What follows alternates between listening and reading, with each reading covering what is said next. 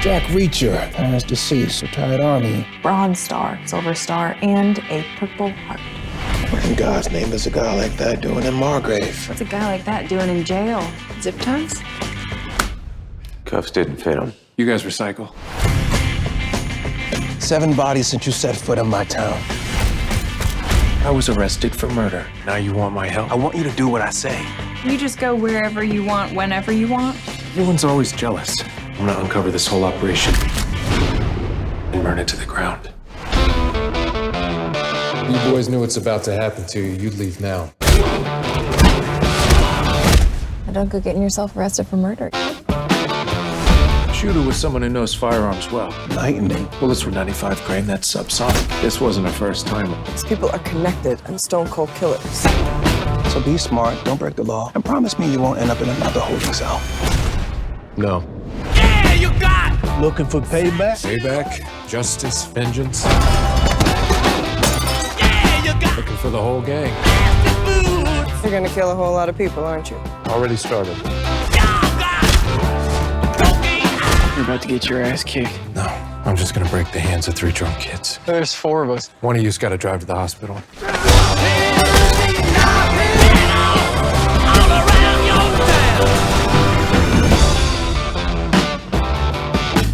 It's not a twist off.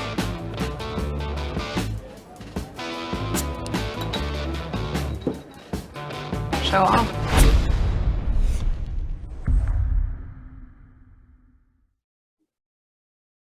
Hello, everyone. I'm Chris Hewitt, and I'm delighted to welcome you to this very special Q&A, which marks the launch of Reacher, the brand new Prime Video series based on the book Killing Floor by Lee Child and his iconic creation, the one, the only, Jack Reacher. I'm delighted to be joined for it by the man who has created Jack Reacher. Lee Child is here. Hello, Lee.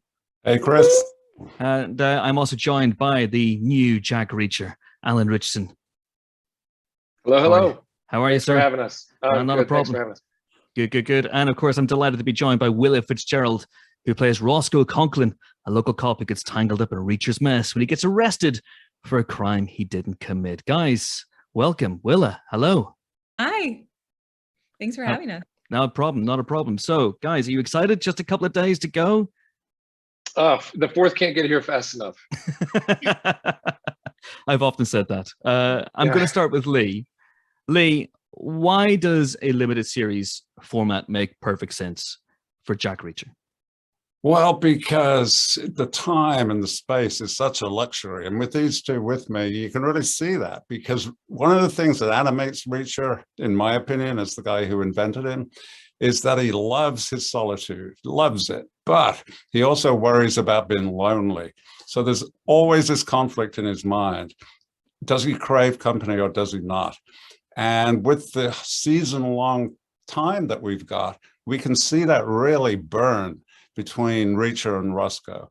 It's not an instant thing. In a 90-minute screenplay for a movie, it would have to be bang, they're together. But for this, we can let it develop organically and realistically. And actually, the way they've done it, it turns into this unbearable romantic suspense. I'm like, come on, guys, get it together. Is that pretty much your way into this, Alan and Willa, into this very interesting, unique, spiky relationship between Reacher and Roscoe? Yeah, I was actually pitching that we rush them to the altar. I mean, I thought it was high time by episode 3 that they get hitched. I mean, it felt like it was primed for that. Yeah, we were ready to take the jump after that honky tonk scene. Yeah. There's all kinds of spin-offs and sequels in the future, but will it tell us about that relationship, because it is a complex relationship, not least because Roscoe is a cop and Reacher is doing all kinds of things that cops should disapprove of, but there's also a mutual attraction there. What was your way into that? What was your way into finding Roscoe as a character? Yeah, I mean, I think that responding first to kind of what you were saying about their dynamic together, I think that what makes the dynamic so fun for me is the fact that I think that it's born of a mutual respect for one another. And I think they both see the other as someone who knows who they are, which and isn't going to compromise on some basic set of values. And I think that it's that sort of foundation that equalizes them and creates kind of such a fiery rapport. And I think that that also individually for Roscoe was really what made me fall in love with her. She has such a clear set of opinions and she's not afraid to tell anyone what they are. And I think that I love that about her. And it was such a fun dynamic to play with her and with Reacher and with all of the characters really. And that was a joy. Yeah, some real high level acting involved for her. Super, just a huge departure from who she really is. She's not a firestorm at all. I'm very calm. She's very calm. Not stubborn. I have no opinion. Not the smartest person on set at all. Not this. What about yourself, Alan? What was your way into Reacher, this iconic character who's as quick with his mind as he is with a sighting elbow or two? It took some elbow grease. It was just a little this and a couple page turns, and I was like way in to Reacher. And then 24 books later, thousands of page turns, really. No, I mean, Lee painted the picture with vibrant colors over the course of 25 years of his life. I mean, he did the heavy lifting for me, and my job was to get out of my own way and really dig into who Reacher is on the page. And kudos to Nick Santora, our showrunner, who I think did a phenomenal job adapting Lee's best ideas to screen in a judicious way, in a respectful way to the audience. I think I think he will be meeting their expectations in the best way for who Reacher is. But also, I think did a really good job developing the characters that really matter in this world, like Roscoe and Chief Detective Finley, played by Malcolm Goodwin. I mean, this show really comes to life because of those characters. And I think Nick, when a picture tells 1,000 words, he's got the luxury to take things just a notch further. And people that have read the books will be satisfied, and those that haven't will understand what's going on and why all this matters. So, for me, and I think everybody on the team that was collaborating on this, it was just about getting out of the way of themselves and bringing Lee's brilliant work to life that people, it didn't need improving, but it was faithfully adapted, and the show's well-rounded and dimensional, and I think it's working. Just the answer is just getting out of the way. There's a convention in rom-coms, and I should stress absolutely the Reacher is not a rom-com. Okay, I was going to say, far too many heads being broken for this to be a rom-com. But there is. You're right. McConaughey. I think McConaughey should have been. I still am voting for him to play Reacher. It would have been a better call. Yeah, How to Lose a Reacher in 10 Days would have been an interesting title, but there is a convention. All right, we're going to count to 3, and there's going to be some elbows thrown here. McConaughey said nothing. There's a convention called Meet Cutes, in which characters meet in an unusual way or unusual circumstances, and we actually have a clip from the show here because we get to see how Roscoe and Reacher kind of first meet, which is quite unusual. Guys, Alan and Willa, I don't know if you want to set this up a little further. What's going on here? Would this be the prison, the police station? Reacher's in prison, yeah. This is the police station. Oh, he's in the jail cell already. Yeah. I haven't seen the clip. Okay. It is. Yeah. Well, So Reacher's been apprehended. He's been arrested for murder, and there have been some looks between these two where I think they both understand that they are of a different caliber than some of the other officers in that station. So the sparks fly across the wrought iron. Sounds good to me. Let's roll the clip and take a look.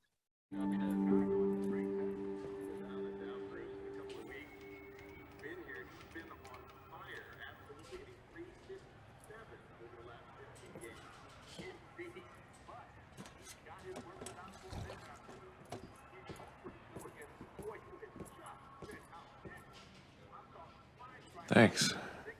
Been in here a while now. Figured you could use a pick-me-up. Not my fault. Trouble just kind of seems to find me. What I could really use is getting these ties off. Chief Morrison says they stay on. Assumed you liked it black. How'd you figure? Seemed like a no-nonsense guy. Premature nonsense. So you know I'm innocent. How do you figure? I doubt it's procedure to bring coffee to the guilty. Well, if you are guilty of something, can't be much. Preliminary run on your prints turned up nothing. Bad guys set off bells and whistles right away. Roscoe, we're taking a ride. Got a hit on the phone number. Sorry, ceramic. Thank you.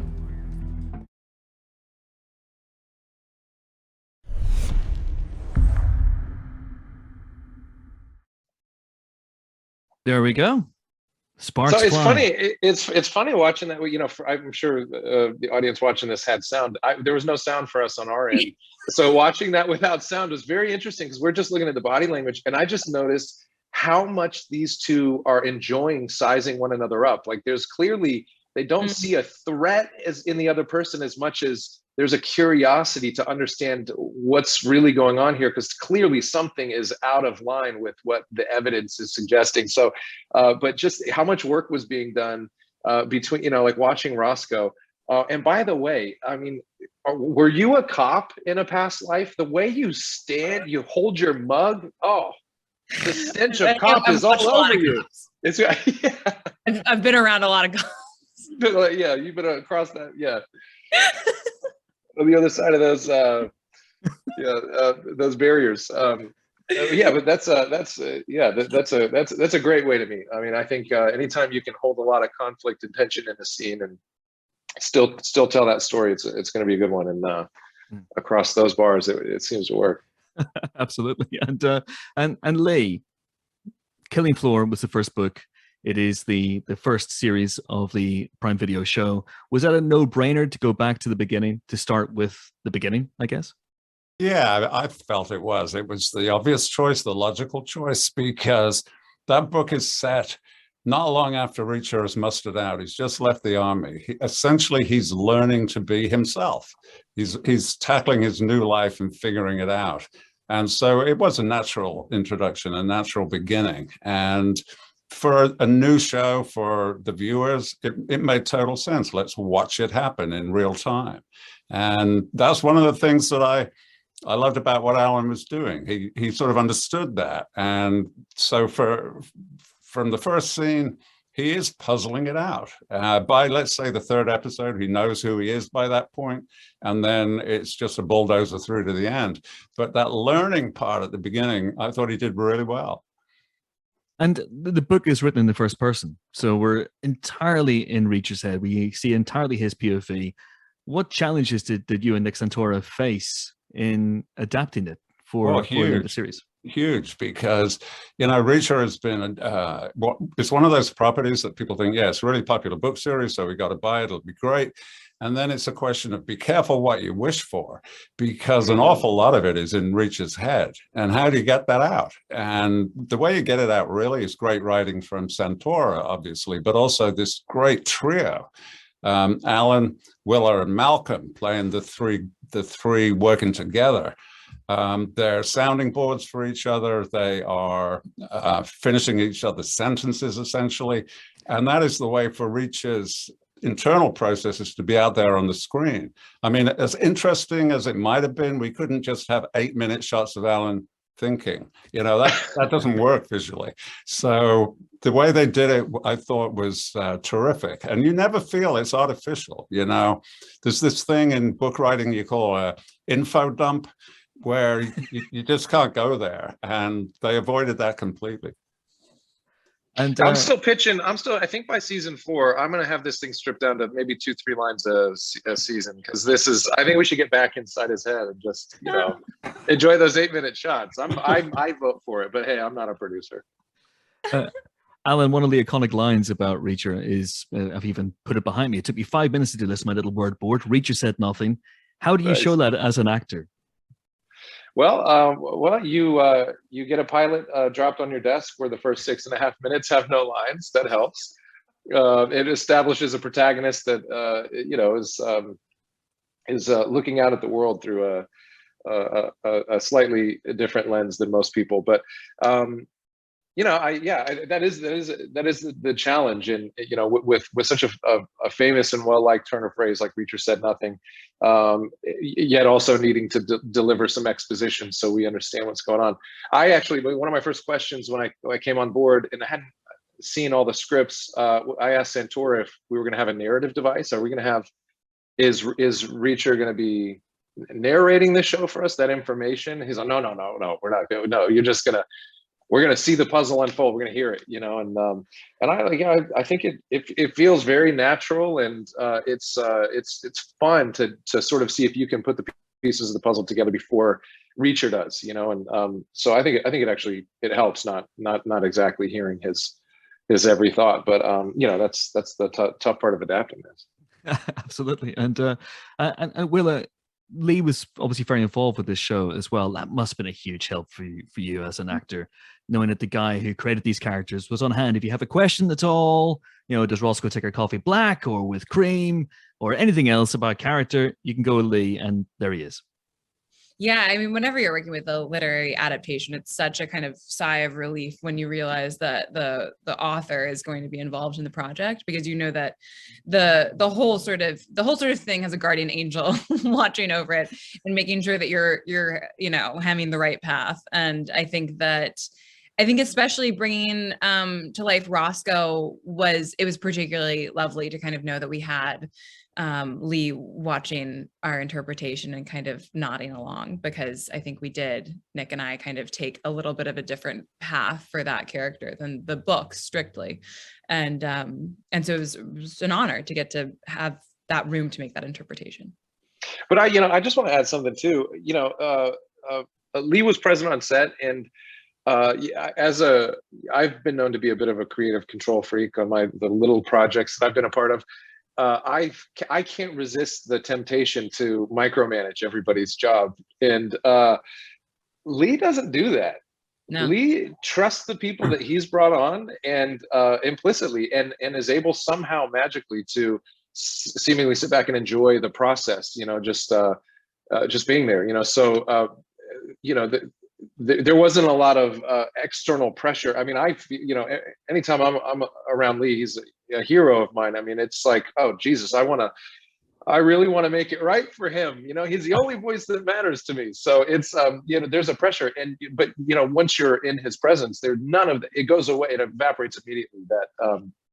That preconceived notion of there being some expectation. He just enjoys allowing his colleagues to bring it to life as they see fit. I think that's a real gift, because it allows the filmmakers or people, other team members involved with the process to flourish, and just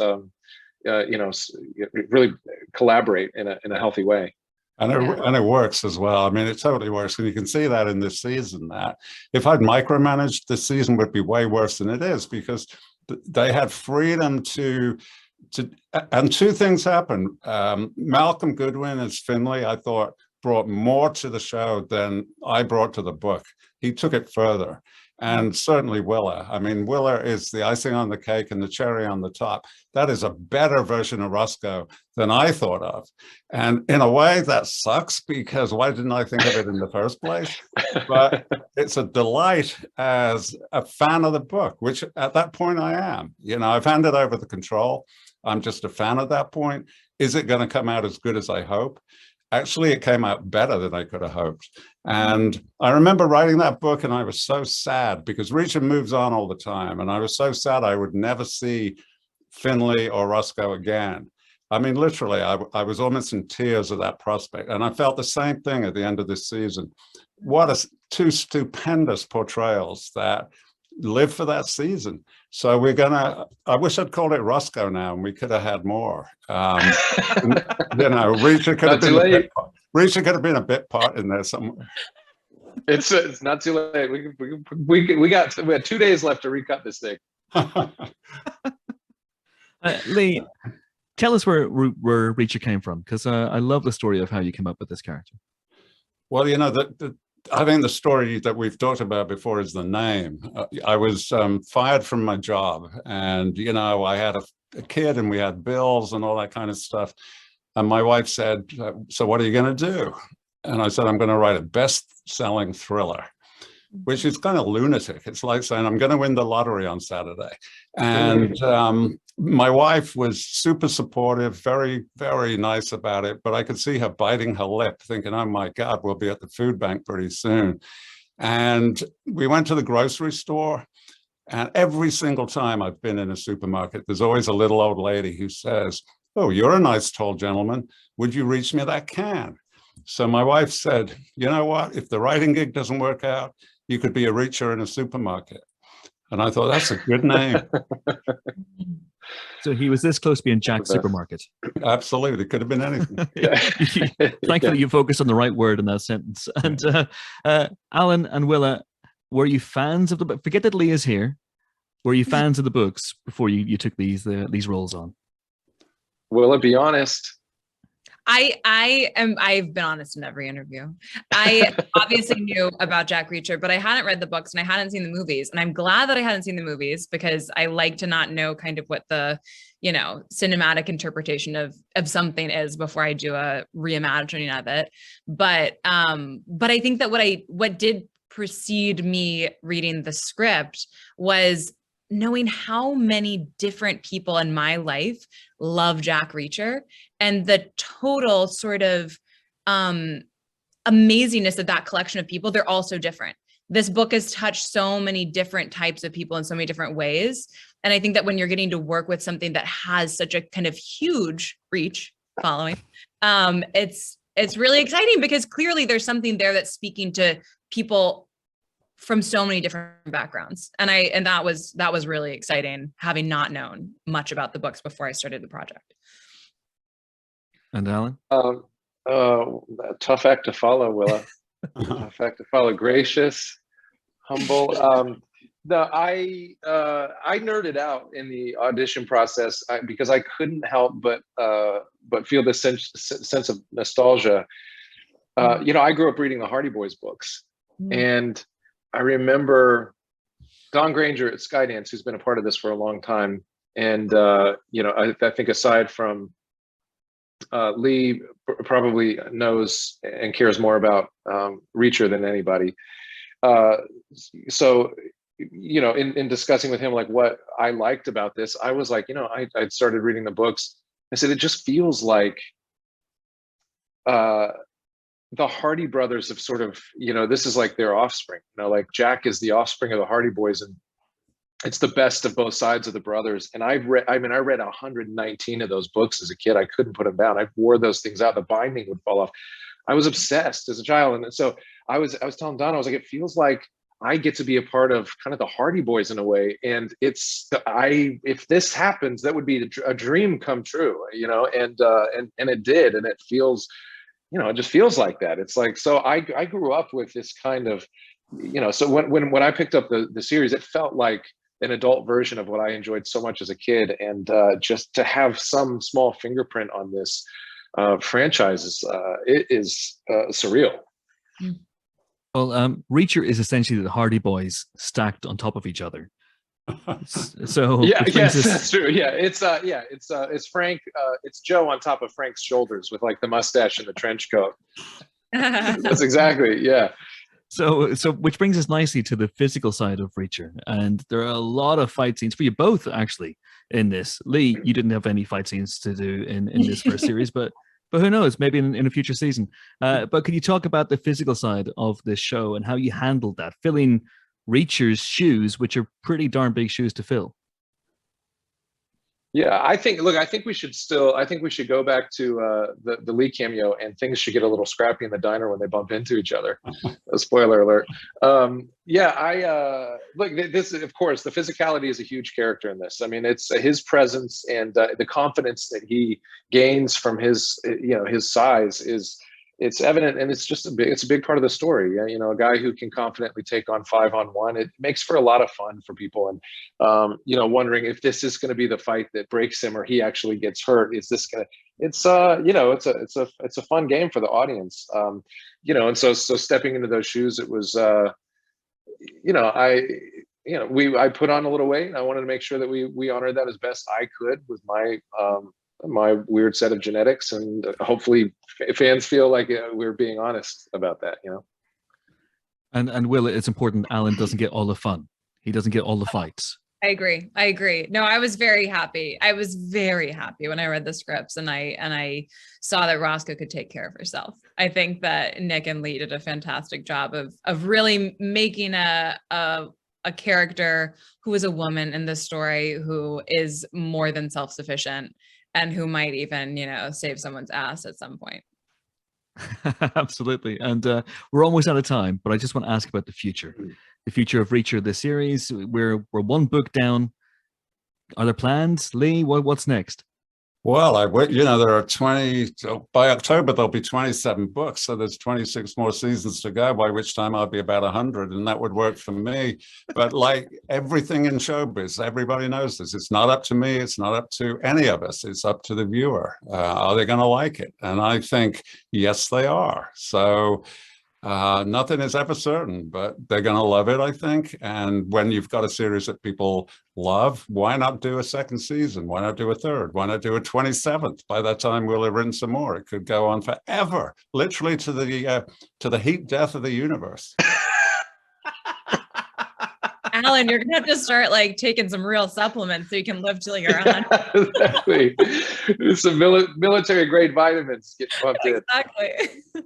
That is wild. Yeah. So I was going to ask if you each had an idea of what book you would like to see adapted next, but when you talk about the heat death of the universe, I'm not sure we can top that really. But having said that, do you have a book you'd like to see adapted next? Well, the really strange thing when I was listening to those last answers about had they read the book, I haven't read the books. I've written them. I never reread them. I depend on I know them by reputation, what other people tell me about them.